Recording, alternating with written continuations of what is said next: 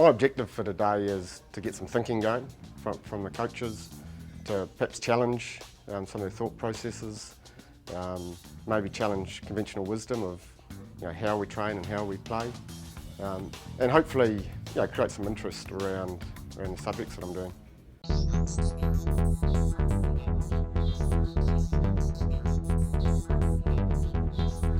It's a real pleasure for me to come and speak to you. I'm going to do something different, so I'm going to use you guys for the initial part of the session to give me some feedback.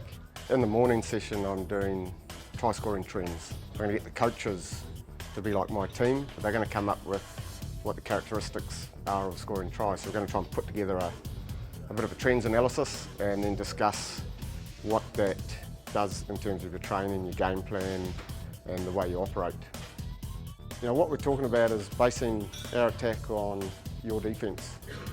That's what makes decision for us in attack. This is outstanding. It's an opportunity. You can see that most of the top coaches in Northern Hemisphere rugby are certainly in British and Irish rugby here. So it gives you a chance to listen to the best in the world and to speak to other really great quality coaches. It's a fantastic opportunity. This afternoon session essentially going to look at defence and how to turn defence into attack. So there's a real attacking focus for the day and there's a real try scoring focus. A lot of coaches say let's just work on the process and not worry about the outcome, but I think having an outcome like scoring tries, which is the objective of the game, is really important, and that your team is always talking about it and aspiring towards scoring tries.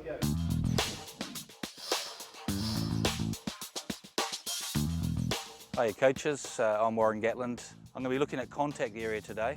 Well, the rugby site essentially has brought together a lot of passionate, world-class people to share ideas with coaches around the world. Players like Richie McCaw, Daniel Carter, Castro Giovanni, Bismarck Duplessis, all sorts of players around the world. Victor Matfield, I used one of his modules to look at what he's doing in lineouts. So a lot of these top players in the world sharing their ideas, and that comes from a passion and goodwill. And there are a lot of coaches as well, such as Graham Henry, Brian Ashton.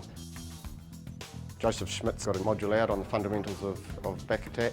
I've got some modules out. I've got one coming up on how to use your forwards in the wide attack in your back line. So there's a lot of interesting material there. Coaches can go online. There's a blog site to discuss ideas, which I'm sometimes on, and a lot of good videos to help with you as a coaching resource. It's not just skills and drills either, it's the process of coaching, so how to get your point across, how to ask questions, how to create self-awareness. So I think it's a unique website from what I've seen at this stage in the world. What makes a great coach is the $64 million question. It was really informative, very useful, made me really stop and think, which is why I love coming to hear someone of his experience talk, because it gives you opportunity to review what you're doing out of the chaos that you usually work in, and gives you an opportunity to stop and think about areas of the game and hear a different point of view, or even something that you may do but you can develop further, and it just gives you massive food for thought, which is what I've really enjoyed. My personal view is that ability to think, openness to learning, not always having to prove you're right, and being prepared to say you're wrong, I think are some key values and abilities that a top coach has to have. I have a fundamental belief that people rise to a challenge if it's their challenge. They won't necessarily rise to my challenge or your challenge. So being able to bring that out of players, I think, is a critical part of coaching. Perhaps that's why a lot of teachers go into coaching, because that's about communication, it's about empowering people, about sharing the responsibility and not being so instructional. Simple, basic stuff, but very effective. It can be very easy to implement back at school. There's a bit of snippets you can take I can put back into my coaching, my first team at school. Once I finished playing, I still wanted to be part of the contest and be part of the team. I love being part of that common goal and that those common values and that common striving to be excellent. So that's the reason why I'm in coaching. I love the competition.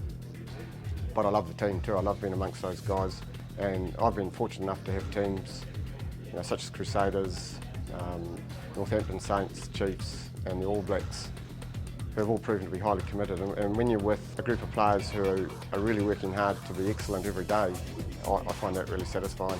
It's been a real privilege talking to you people. There are a lot of good minds, a lot of experience in this room, but as I said, all I'm trying to do is give you a view from my experiences rather than tell you what's right or wrong.